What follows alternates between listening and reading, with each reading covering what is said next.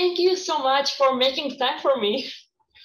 It's our pleasure. Our pleasure. We're honored to be here. Yeah. Can you please introduce yourself for those who don't know you too? Okay, ladies first. Oh, okay. I'm Diane Marson.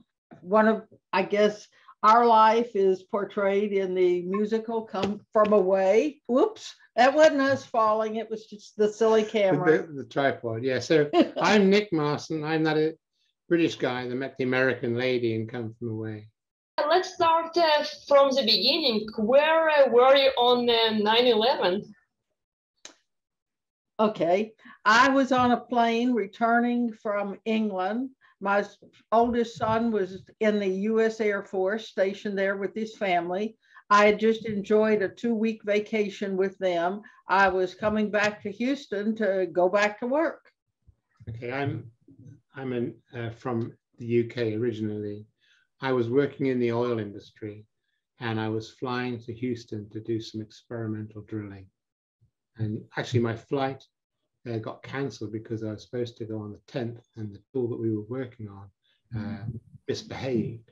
So we spent the rest of the 10th trying to get it working, finally got it working, and then rebooked the flight for the 11th. So I wasn't originally intending to fly on the 11th. And I usually didn't go that early, but because my grandson was starting to English kindergarten called reception, I had to go 2 weeks earlier than usual because we wanted to have a little vacation before he started school.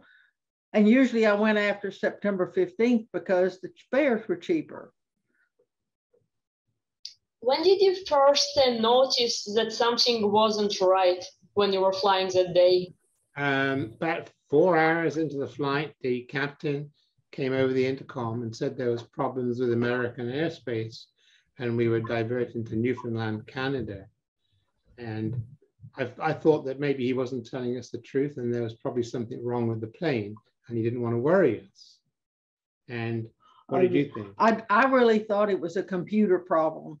Yeah. Back in the day, they were just beginning to control things with computers and air traffic controllers. I thought it was just a computer problem, and that's why they closed traffic. And the one thing I did notice is that our flight attendant seemed very, very nervous and almost as white as a sheet. And I remember thinking at the time that being a flight attendant, this is too much for her. She's not cut out for this job. Little did I realize that she knew the horrible truth of the situation and was probably walking around the plane trying to find any suspicious looking characters on our plane.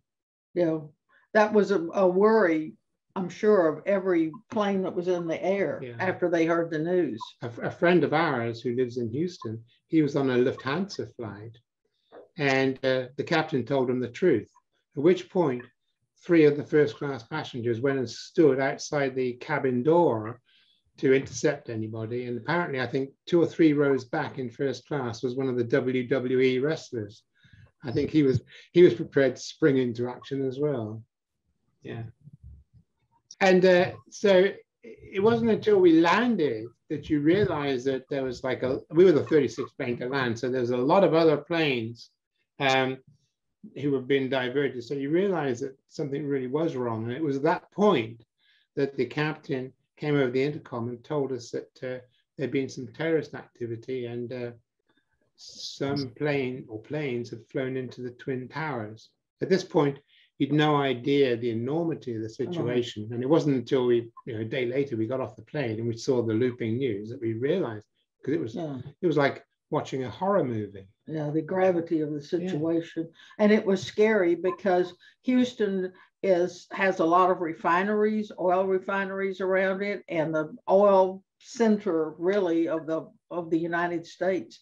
And I was worried about my family here. My son could have been on a plane somewhere. I'd been gone for 2 weeks. I didn't know exactly where he was. I was worried about my family in Houston, actually. Were you afraid that there was a bomb on your plane? It was obviously a concern. I mean, there was 38 jets parked like sardines, and it only needed one of them to go up, and we'd have all gone up. Yeah, it would have been a chain reaction. Clearly, all the jets, if they hadn't jettisoned all the fuel, had a lot of fuel on there. So it was unnerving. There were guards driving around to keep the planes locked down. Yeah, there's no way you're going to get out. No, that's for sure. So it was disconcerting. It was nice to be on the ground, though, I'll tell you. Yeah. How much time did you spend on that plane? It was the next day before we got out. I would say from the time we boarded in London and to the time we disembarked in Gander was over a day. Yeah, it's probably, I think about 30 hours. Yeah, and back in the day, you didn't have a cell phone in your hand like most people do now. Very, very few people had phones. I had one, but it didn't work. Yeah, I think they had really shut down the cell towers because that's how they figured terrorists were communicating with each other. Yeah. So they shut everything down. Have you ever heard about Newfoundland before landing there? Maybe in geography when I was about 16 years old, but I had to look at the map in the front of the seat there to check where it was. I thought it was part of Canada, but I didn't know if it was a province, an island, or really I hadn't got a clue. No. It could have been Iceland, right? And you, Diane? Not really. As I discussed with my son later, who was in the Air Force, he had been on a couple of military flights that had stopped in Gander to refuel, but I didn't know that at the time. We talked about it later. Gander Airport was built back in the 1930s because back then planes could not fly from Europe, England, anywhere directly to the United States. They had to stop and refuel. And even the Queen's plane, when she visited, had to stop there to refuel. It was a big gas station. Yeah, it was like a big gas station. And of course, it played a pivotal part during World War II because all of the supplies and men and everything went through Gander. So it was a really big deal to have that huge airport up there. Yeah. What was your first impression of Gander? There's a lot of friendly people there offering us food. We got off the next day and they had us go through the terminal because they had to process everyone. They took your passport number, your next of kin, the flight you were on, because eventually they wanted to get you back on a plane and get you out of there. So when we walked into the terminal, there was food everywhere. They had been sending food out to the plane. The first morning we'd been on the plane, they brought out sack lunches. They had formula for babies, diapers. It all came out of their pantries and their refrigerators, and they prepared everything. You got the impression that there probably wasn't a kitchen in Gander that hadn't been preparing food all night. And the surrounding towns. Yeah, exactly. Yeah. Everybody just stepped up to feed almost 7,000 people. Yeah. It was the best display of what humanity can do in a tragedy. Yeah. We couldn't have asked to have been put down in a better place in the world. I know.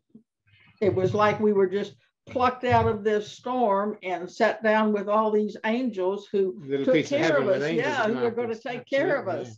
They didn't ask who you were or how much you had in your wallet or what you did at home. You were human and they needed to take care of you. Yeah, we'll feed you. We'll feed you. We'll give you a hug. Yeah. We'll give you a place to sleep tonight. And then we'll entertain you. Yes, and they'll entertain you. When did you have a chance to call your family?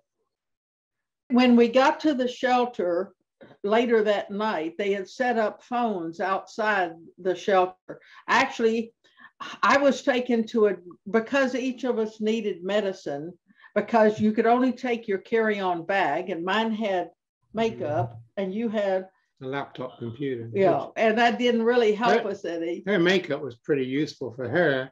My laptop computer was just a pillow. So I actually managed to make a phone call. I think it was on the plane. Somebody on the plane had a satellite phone that worked, but you're only allowed to make a short call to the United States. I'd recently swapped companies, so I didn't even know off the top of my head where I was going or any contact information. So I had a business card for the sales guy from the previous company. His name was Jim. I can't remember his last name. So I called that number. I said, Jim, this is Nick Marson. Do you remember me? And he said, sure. I said, I'm stranded in Newfoundland. Is there any chance you could call the UK and the company I used to work with, actually, and let somebody there know that I'm safe? And so he apparently he did. But that was, and that morphed into the little excerpt in the show. This is Nick Marson. I thought somebody should know, and that's that was that bit. When did you first notice each other? Oh, that's easy.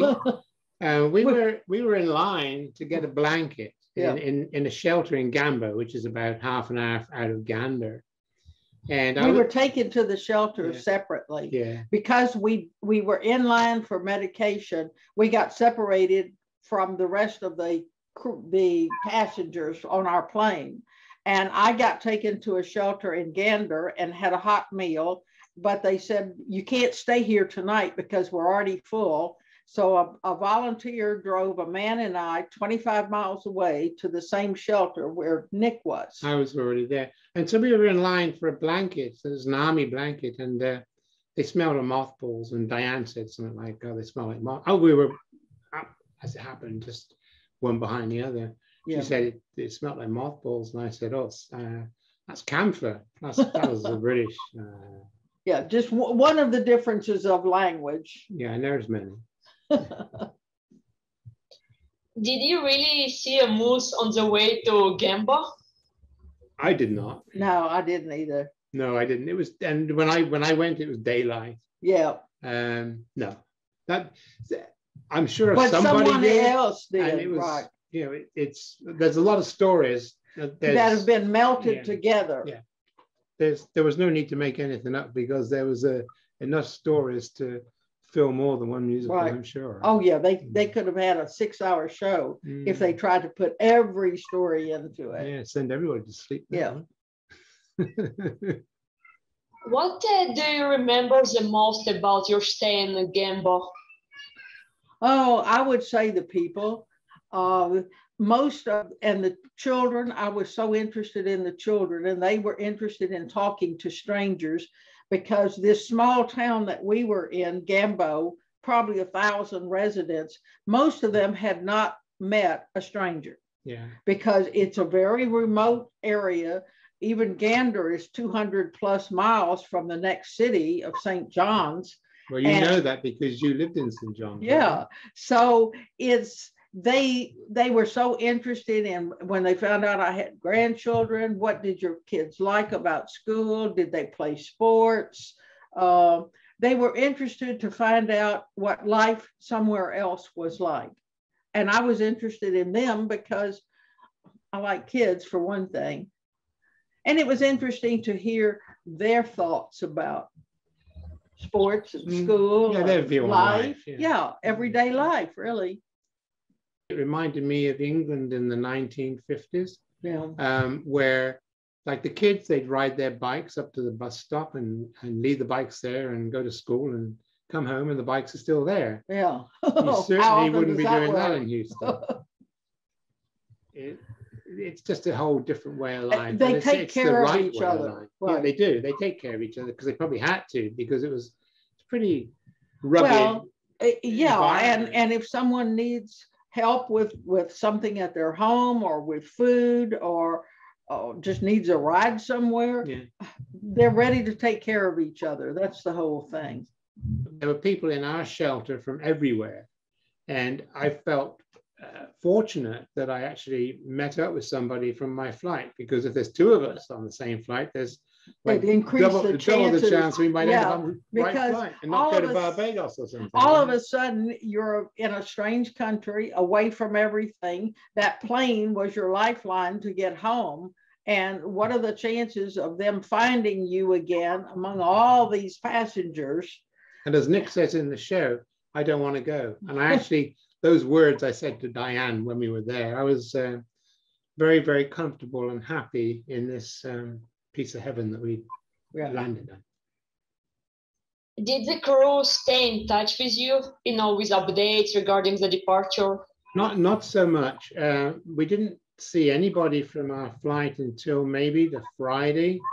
I think probably because we were outside of Gander. Yeah, we were 25 miles away from Gander. And there was probably like 3 or 4 of us in the shelter that were on that flight. So I'm sure they kept in touch with the main body of the people, but it was impossible to find where everyone was scattered around in Appleton or Lewisport or Gambo or any of the surrounding areas. Yes. Yeah. Remember, you have to remember, you didn't have Facebook or Twitter or no social media. People didn't have a phone in their hand that they could contact the world. Well, it was a dial-up, right? But getting onto the internet back then was a dial-up at home. It was a real nightmare in comparison. Did you struggle with survivor guilt? Oh yeah, we did. We did, and for the longest time, we weren't comfortable sharing our story with anybody outside of close friends and family, because we'd found something very special in the wake of such a tragedy. We had survivor's guilt, and it really wasn't until 2009, when Tom Brokaw was going to make Operation Yellow Ribbon, and they contacted Diane. I was at work, and she called me and told me, and I said, well, you know what, if anybody's going to do the story justice, and it would be somebody like Tom Brokaw. So maybe now's the time to tell the story. Yeah, and it was going to be a tribute to the Newfoundland people. Absolutely. Because they're the heroes in this. We just happened to drop in out of the sky, uninvited. Like locusts or somebody. Yeah, into their community. And they're the ones who picked up the pieces and banded together and fed us and sheltered us and gave us hope. Took us on trips to Dover Fault. When we went back for our honeymoon in 2002, we could have talked to reporters. They were camped outside when they heard we were there, they were camped outside our friend's house. Somebody had leaked the story, because when we went back for our honeymoon, we spent 99% of the time with the people in Gambo that had looked after us. Yeah. And this one day, some reporters, I don't know where they were from, they camped outside our friend's house for 4 hours waiting for us to come out. Yeah, but we did not want to talk to the media. We're not going to be interested in, we didn't want a 5-minute soundbite because it didn't seem appropriate at that time. Everything was somber. Absolutely. And so it should be. It was a tribute to more to the Newfoundland people. Yeah. So how do you deal with your current, publicity? You're so famous. Everyone recognizes you, I guess. Everyone wants to interview you. I don't know about that. Oh, we're just 2 ordinary people who found themselves in an unordinary, out of the way place. Yeah. And the fact that we found each other was sort of a miracle, because so many things had to have happened to put both of us in the same place. I mean, out of almost 7,000 people, what are the odds of us winding up in the same shelter? Yeah, I retired in 2014, which is just as well, because if I was still working, there's no way in this world that I could mix in all the come from away stuff. We've been to so many shows, so many openings, and there just wouldn't be time to do the 2. So from a timing point of view, it worked out very well. If you don't mind me asking, how old were you back then, 20 years ago? 20 years younger than we are now. Actually, I just had my 60th birthday 2 weeks before that, in August, and Oh, that was sort of a milestone. But now, 20 years later, I think 80 is more of a milestone. Yeah, back then I was 52. So I've said this before, but I'm her toy boy. Was it scary to fall in love so fast? Yeah, it was. You had to put a lot of trust in the other person, and so that in itself is a very good question, because the whole thing happened in 5 days, and then you didn't get to see each other for a month or more. Yeah.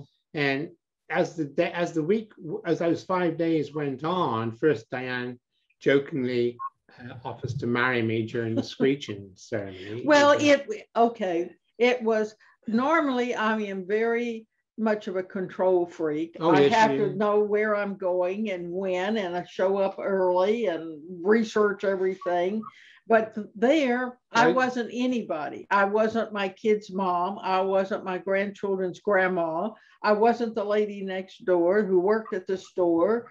And you could just pretend whoever you wanted to be, or just let loose on whoever you wanted to be. But we were in Newfoundland, not Vegas. I know, but hey, it was almost the same. So she'd offered to marry me, probably lightheartedly, but maybe there's a little bit of seriousness during the screeching. And then Diane figured out during the Dover Fault, where I tried to take her, well, I actually took a picture, that maybe I was a little interested in her. Yeah.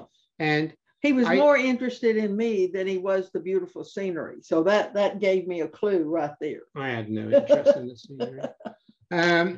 I needed a picture of her because I knew that at the end of these, and I didn't know it was going to be 5 days, but at the end of this period in Newfoundland, that I may not ever see her again. There's a very, very good chance that we'd just go our separate ways in life. We live 5,000 miles apart. And I wanted something to remind me in days, years, months to come that those 5 days really happened. That lady that I met really, really happened, and it was real. It wasn't something I dreamt and embellished in my mind. So I wanted that picture of her. And I'd also got her business card as well. So that was the only way that I could ever get in touch with her again, was through his business card. So it was important that I didn't lose that business card. Yeah. And so then we fast forward. I'm back in England after I finished my little job here, and I needed to reassure myself that the lady that I'd met for 5 days really, really was real, and not something that I kind of embellished in my mind. So I manufactured a reason to come back to Houston to take some measurements on your project at work. On my project, but nobody else knew my project. I had 2 projects in Houston. So I came back and I managed to make it last a few days. And yes, she was the same person, all right. So that was very reassuring to me. Yeah, this was October, and he was here maybe almost a week. So we met each other again under more normal life. Yeah, and under a regular situation, not on some heavenly island off the east coast of Canada. So then I'm back in England in November, and I'm on my phone to Diane. We talked a lot on the phone. We emailed back and forth. Yeah. So, and I proposed in November over the phone. Yeah. I told her I was on my knees, but I really wasn't. Not very romantic, but that's the way it was. I thought it was. Yeah, well. How did your children react? Well, I probably thought that now the old man's finally lost the plot. Well, I didn't really tell them probably until about Christmas time, because I had to sort of absorb it myself as well. Yeah, that's right. And like you say, there's a lot of trust, because you don't get like weeks of going out and going to the movies or whatever. It was like 5 days, and then a couple of days and a month later, and I think I better marry that lady. So there had to be a lot of trust, and yeah, because kind of I threw my life up in the air and moved across the Atlantic, and yeah, it worked out okay. Yeah. What are your favorite places in Newfoundland? Oh, Dover Fault, Gambo, Dover Fault. Yeah. Yeah. Probably Dover Fault, because Yeah. that's when I think both of us realized that there was something there. Yeah, exactly. Yeah. Let's talk about Come From Away. Okay. What do you remember about your first meeting with Irene and David? So we were, so after the Tom Brokaw movie, we were approached by a film crew in Austria, Interspot, that was the name of the company. They were owned by Red Bull. And they wanted to take us back for the 10th anniversary and film us. Well, they were making a film for the European market. Yeah. And I think it's still shown there. yeah, they had seen the Tom Brokaw Operation Yellow Ribbon, and they wanted to make something similar to show in Europe. Yeah, for the European market. So right. They came to our house and filmed us here. They even filmed me flying my model airplane, and then we traveled with them to Newfoundland. This was a lot of fun. It really, really was. We had about 10 or 12 wonderful days with them. Yes.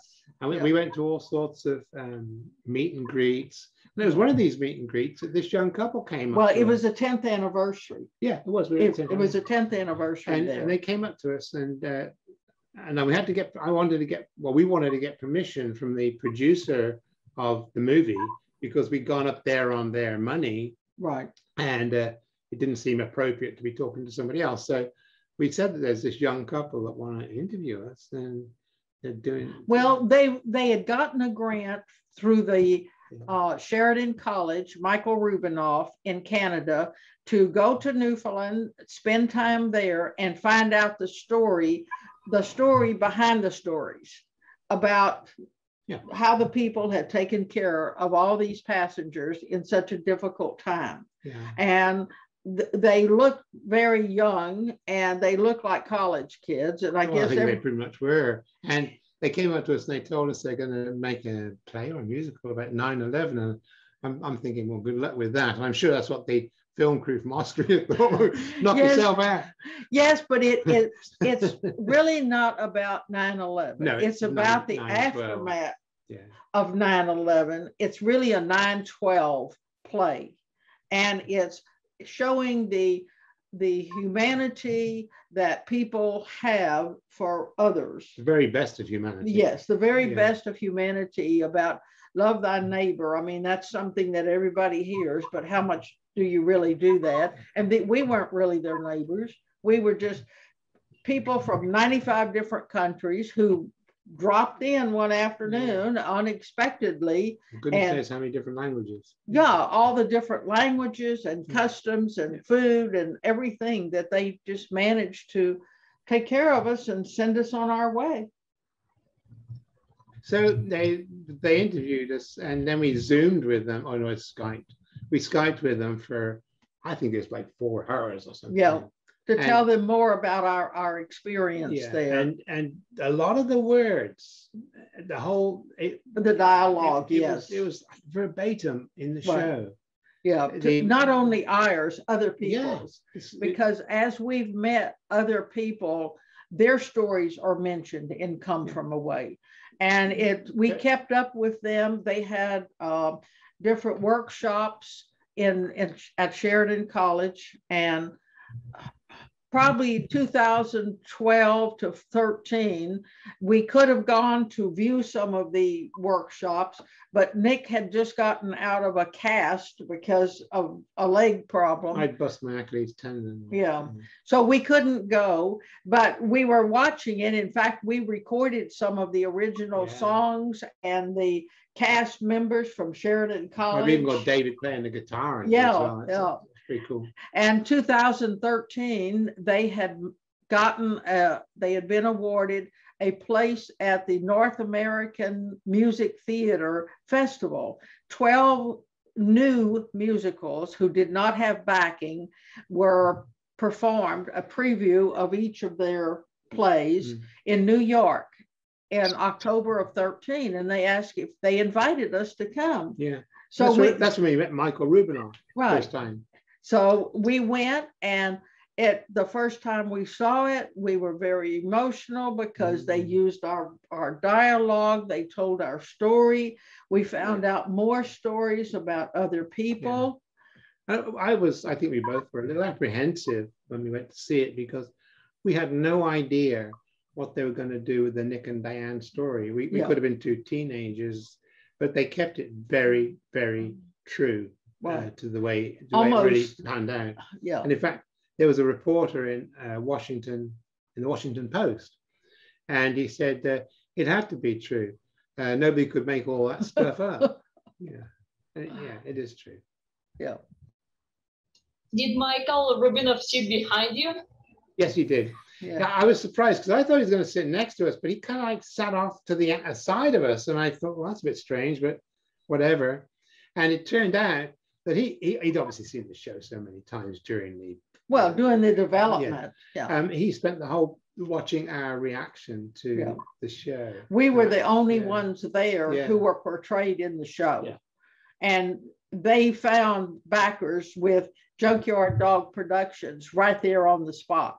In fact, we weren't even allowed to meet the cast until after the last performance because they thought that if the cast thought that the real Nick and Diane were there, it might interrupt their performance. We've talked to some of our various cast members, as we might call them, and they said it is a little bit daunting to play a live person and have that person in the audience because you are telling their special story. The last thing you want is somebody in the audience put their hand up and say, hey, it wasn't quite like that. Yeah.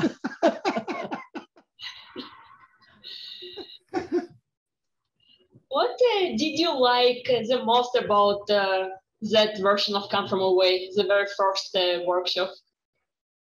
What did we like?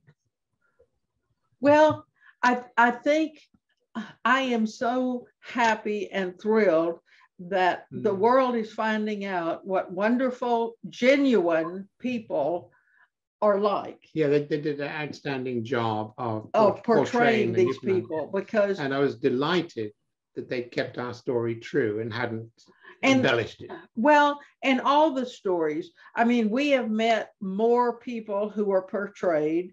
We've heard more stories. And it gives everyone, I think, who sees it hope that for humanity, that there are still nice people in this world. I mean, right now the world is in such turmoil. We need this story to reaffirm the faith in humanity. Exactly. Yeah, that's very good. Yeah, for me, the main message of Come From Away is be anxious for nothing. Exactly. Yeah. That and Janice, half of the reporter says if we meet a stranger, we'll feed you, we'll give you hugs, we'll give you a place to sleep for the night. Because that's just because that's what they do. What made you trust them with your story? At the time, I thought, well, they're doing this project probably for a PhD or something at Sheridan College. It's never going to go outside Sheridan College. So, knock yourself out with it. Yeah. No, we had no idea what it was going to. Right. We just wanted to tell others how we were taken care of, how the people, and we'd stayed in touch with the people over those 10 years with the people who took care of us. And we just wanted to be sure that their story was told. I think that was the main point of us talking to anyone about it is we wanted to tell their story. What's your favorite song? We're biased. Stop the World. Stop the World. Yes. Yeah. We're very biased, obviously. Yeah. And I think that's something that everyone can take to heart because there are moments in everyone's life that you wish that you could just stop and relive that moment. And we need to be reminded of that, to live more in the present and not be waiting for some special time later on. Make the most of today. Yes, make the most of every day, because no one knows how long and how many days you do have. Well, who would have thought 2 years ago this pandemic was going to completely change the world? We know. Yes. Yeah. This is sort of a stop the world moment in a way. Well, I think fast forward, but we get through all this. Well, I know we want it to fast forward and everything be okay, but we have to take care of each other. And Did your children see Come From Away?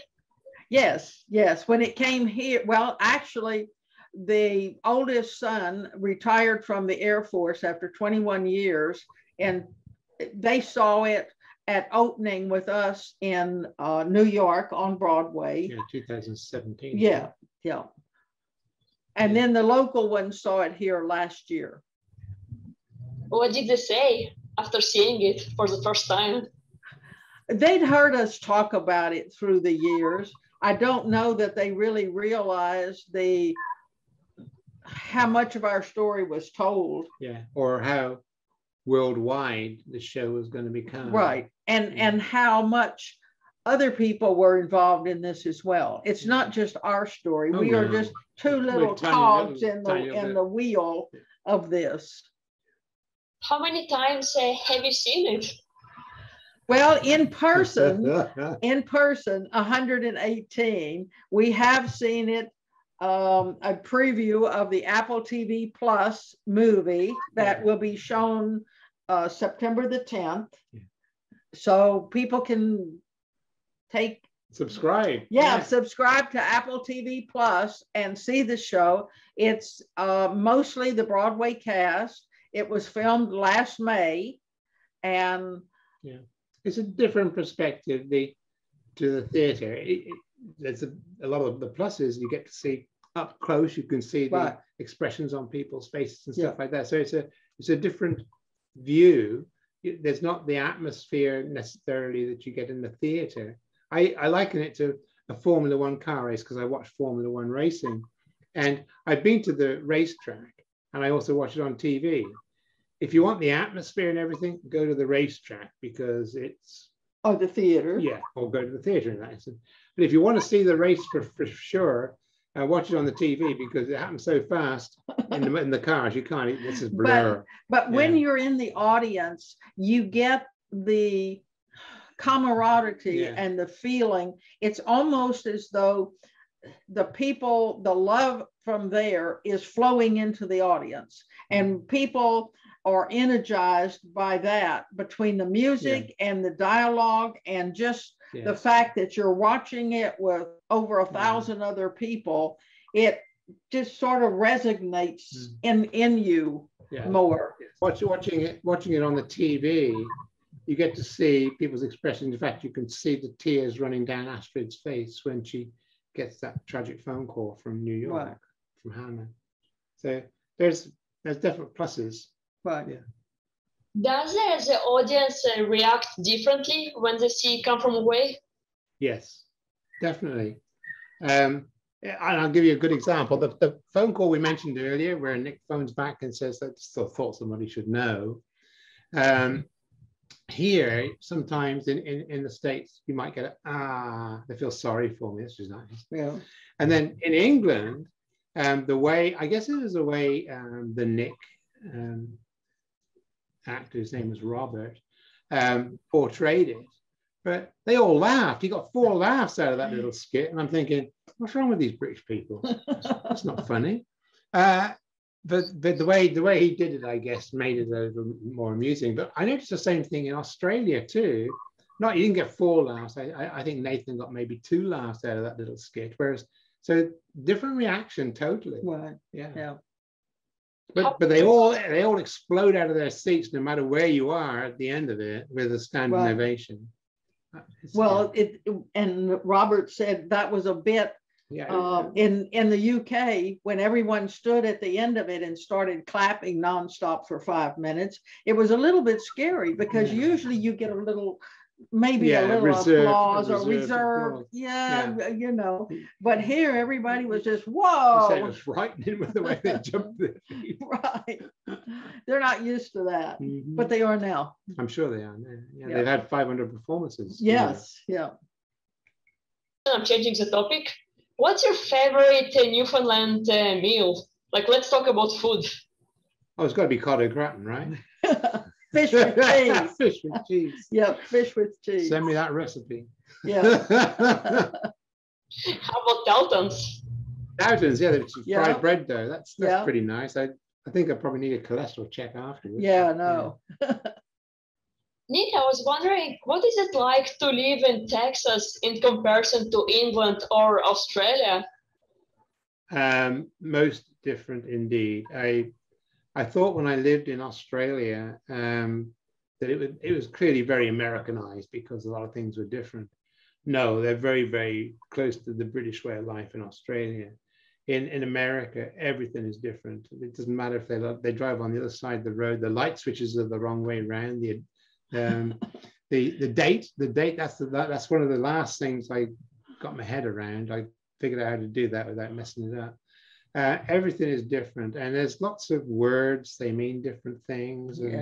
So it's very different expressions. Yeah, it took a lot to acclimate to the way of life here. It would have probably been easier when I was younger, but and I still haven't lost my British accent. I don't think I have anyway, because nobody understands me here. Including me sometimes. Including Diane, right? I think she just said. We have to stop and, okay, now what did you mean by that?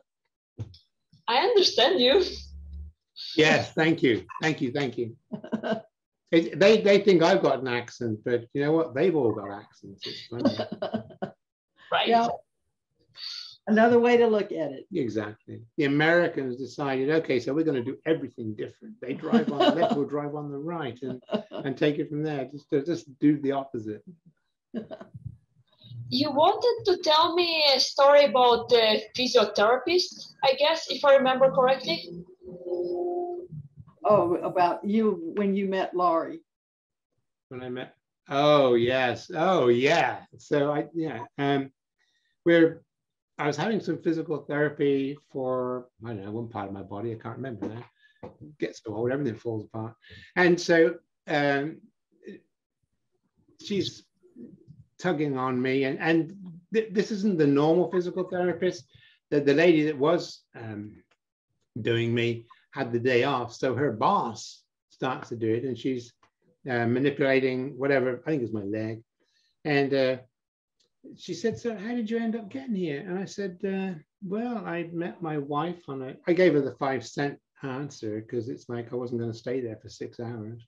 I sort of met my wife on a diverted flight from Newfoundland in 2011 during 9/11. In 2001. Yeah, 2001, during 9/11. And she said, you're a come from away. And I said, what? Most people had not heard of this show at that whatever point. made you say that? And she said, stay there. She went into her office and brought back a playbill that one of her other patients had given her. Unbeknown to me at this time, her 2 sons are in the theater. Yeah. And so they're involved in theater. My first name is Harvey. It's a British thing. But it's Harvey Nicholas Marson. I go by Nick, always have done. And I said, my name's not Harvey Marson, it's Nick Marson. And at that point, she got a hold of my leg and wouldn't let go of it. And for the next 30 minutes, I don't think much happened in the way of physical therapy. It was like she was asking me questions. And I said, well, didn't Diana, who was the lady who had been looking after me, didn't she tell you? Because I mentioned it to her. She said, I'm going to smack her around the head because she hadn't told her. So we're very, very good friends now. Yeah, in fact, they came to when the show was here. When the show was here, Diane, 18 months Diane ago, bought some tickets, and they were part of the group who joined us. Yeah, we sat right down the front, so you really got a different perspective of the show. So that's the physical therapist story. Oh, that's an interesting story. He was fangirling, I'll tell you what, it was unbelievable. Did you encounter any fangirling, Diane? Yeah. What's your favorite story? Fangirling. So I've got two.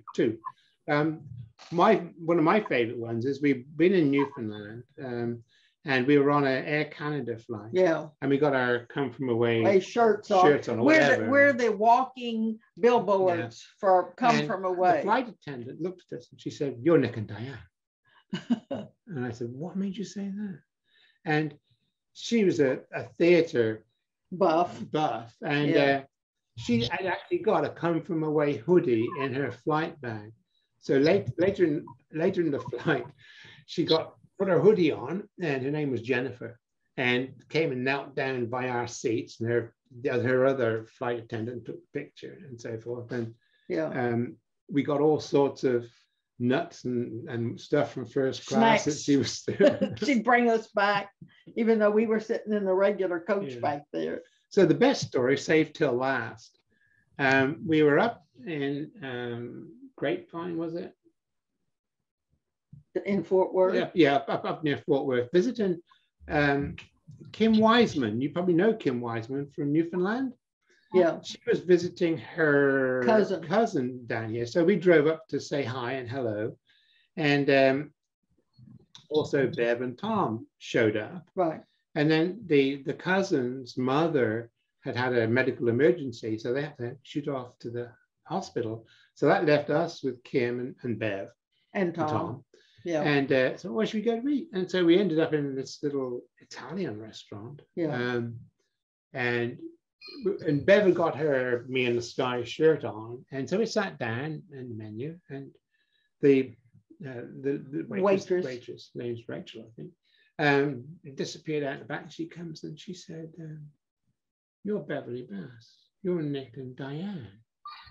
She'd looked us up on the internet on her phone. You know, once again, she's a theater person. She was a college student, and she and her sister were big Come From Away fans. So she called her sister, and within about 10 minutes, her sister was up there, and she sat down and had dessert with us, and they were asking us questions. I hope everybody else got served, because we had them captive for probably 30 minutes or more.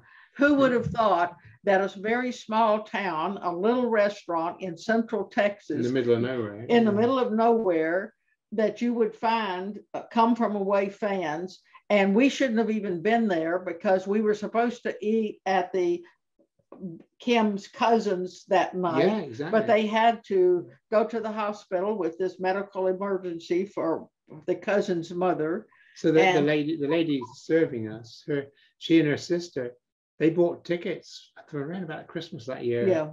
To go to see Come From Away. And they were on school break. And we arranged to get a backstage tour and stuff like that. So that was pretty neat. Yeah. The one other time, keep thinking different occasions. This is before the show opened on Broadway, and it was at the Ford Theatre in DC. Right. We were walking up the road, and this lady screeches to a halt in her car, jumps out, and starts chatting to us. It turns out her husband was he was a senator, and she had seen the show the night before. Yeah. And she ended up being 30 minutes late for her meeting she was going to, because she just stopped in the middle of the because we had these shirts on. Yeah, so all sorts of funny things. Oh, wonderful stories. Thank you for sharing. I'm sure when in about 30 minutes we'll remember about 6 more, but those are the ones that pop into my mind. Is there anything you would like to talk about? No, we're just hoping that the world's going to calm down, everything gets back to some sort of normal, whatever that's going to be. It may not be what we have a view of normal, but that people can start going about their lives and be healthy and happy. And I'm sure this time has caused a lot of people some mental problems. It's a stressful time for sure. It's been very stressful, and people have lost loved ones and friends, and we all just have to pick up the pieces and go on. Make the best of every day. Try to do the best you can every day. I've become quite a good cook during this period. Yeah. And the last question before we wrap it up. Did you keep my drawing? Yes. Do you want to see it? Have it? I wish we could, because this is a desktop and we can't take it around there to show you, that we could show you the our come from away corner. Can you see it? Yeah. There's a light reflection. Yeah, there. That's better. better. That's better. And thank you so very, very much for it. We treasure this. Yeah. Yes. It's actually got pride of place on our Newfoundland display. corner. We have a whole corner full of our treasures from Newfoundland. And then I'll have to put it back now. But I'll do that later. Well, it was my pleasure. Thank you so much for keeping it. Oh no, thank you so much for giving it. Oh, I know. It's our favorite. So very sweet of you. Yeah. Thank you. Well, thank you so much, Diane and Nick, for meeting with me today on Zoom. It means a lot, and it was such a pleasure to finally have a chat with you two. Thank you so much. Oh, our pleasure. Thank you so much for having us. Thank you. Thank you. It's been wonderful. Bye. Take care. Bye-bye.